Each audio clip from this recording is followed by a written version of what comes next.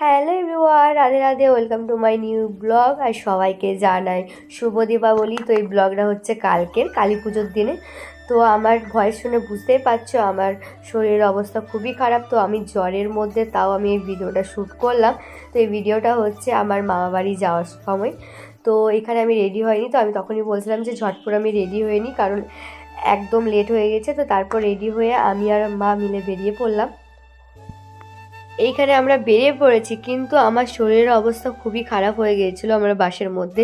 তো মুখের অবস্থা দেখে বুঝতেই পারছো। তো তারপর চলে এসেছিলাম। তো আমি আর একটা বোন মিলে একটু মন্দিরে গিয়েছিলাম।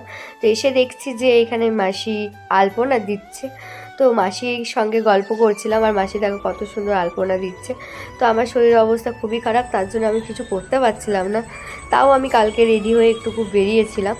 তারপর দেখছি যে দাদু একটা বিস্কিট এনেছে একটা কুকুরকে দেওয়ার জন্য। তো এখানে দেখো আমি বলছি যে বাড়িতে দুটো কুকুর থাকতে ওইখানে আমাদেরকে না বিস্কিট এনেও কুকুরটাকে দিচ্ছ।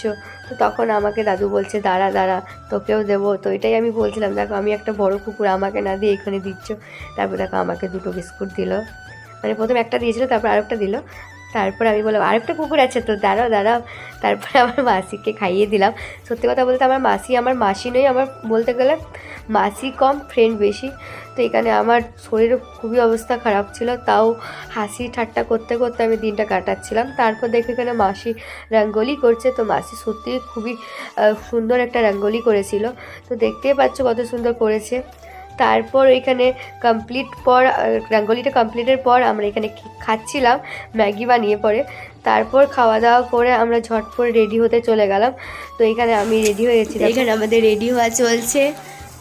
তো আমাকে কেমন লাগছে, এখনও ফুল লুক রেডি হয়নি, এখনও হেয়ারটা বাকি আছে। আর এখানে দেখো মাসি কত রেডি হয়ে বেরিয়ে পড়েছে পুজো দিতে যাওয়ার জন্য। হ্যাপি দিওয়ালি সবাইকে। দেখতেই পাচ্ছ আমার এখানে কত কনফিডেন্স।